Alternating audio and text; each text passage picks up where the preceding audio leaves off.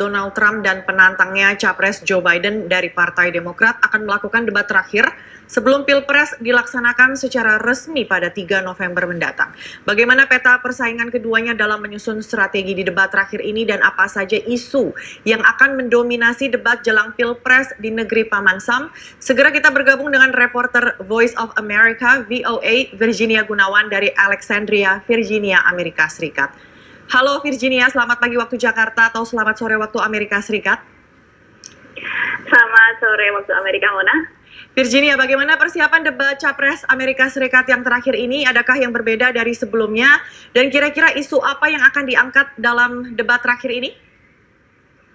Ya, Mona dan pemirsa RTV, isu-isu yang akan diangkat tentunya yang pertama adalah COVID-19, penanganan COVID-19, dan bagaimana kedua Capres ini akan menanggulangi atau menangani pandemi ini yang memang di Amerika Serikat saat ini memakan jumlah korban paling banyak ya.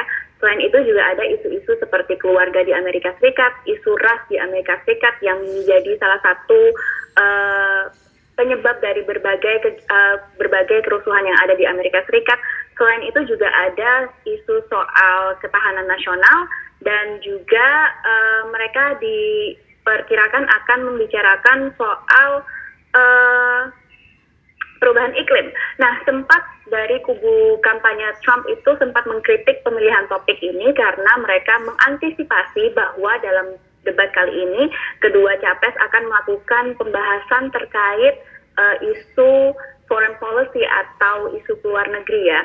Namun komite atau komisi presidential debate menyatakan bahwa topik itu tidak akan masuk dalam pembahasan kali ini.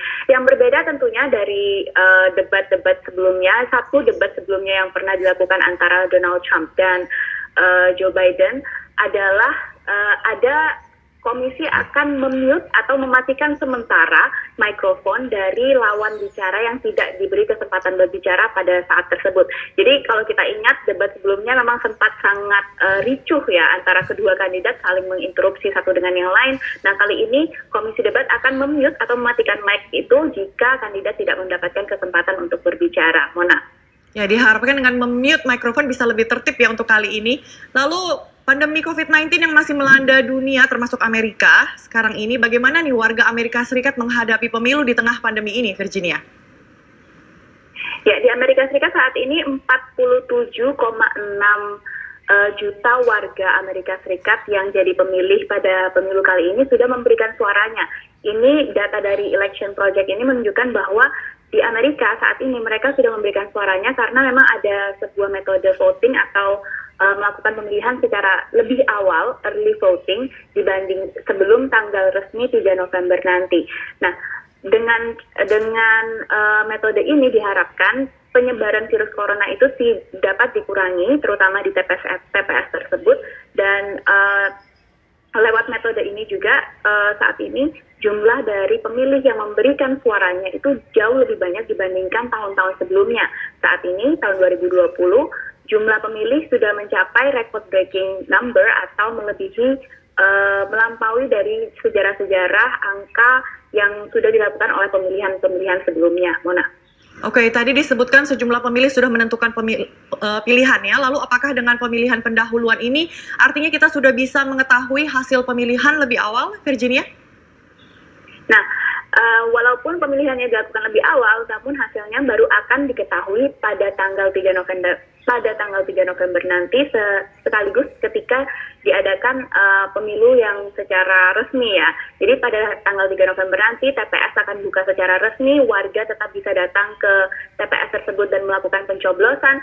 Namun ballot atau surat suara yang sudah dikirimkan lewat pos oleh warga yang memilih untuk memilih lewat pos kali ini baru akan dihitung secara kolektif. Jadi saat ini mereka mengumpulkan ballot atau mengirimkan ballot surat suara itu, namun yang dilakukan saat ini oleh para petugas TPS atau petugas ballot screening ini, mereka melihat validasi atau memverifikasi identitas dari para pemilih. Baru setelah itu nanti mereka akan mengumpulkan angka yang terkumpul dari ballot dari surat suara tersebut dan baru akan diumumkan pada 3 November nanti. Maka dari itu kebanyakan dari kedua campaign dari kedua kubu kampanye ini masih terus melakukan kampanye. Misalnya Joe Biden masih turun ke lapangan dan masih melakukan kegiatan-kegiatan kampanye virtualnya, sementara Donald Trump juga masih turun terus ke daerah-daerah swing state atau negara-negara bagian penentu yang akan menentukan kemenangan masing-masing kedua capres, yang akan menentukan siapa yang akan jadi pemenang atau jadi presiden Amerika Serikat selanjutnya, Mona. Oke, kita harapkan debat capres terakhir ini akan berlangsung kondusif. Terima kasih untuk laporan dan informasinya. Demikian laporan dari Virginia, reporter VOA dari Virginia, Amerika Serikat.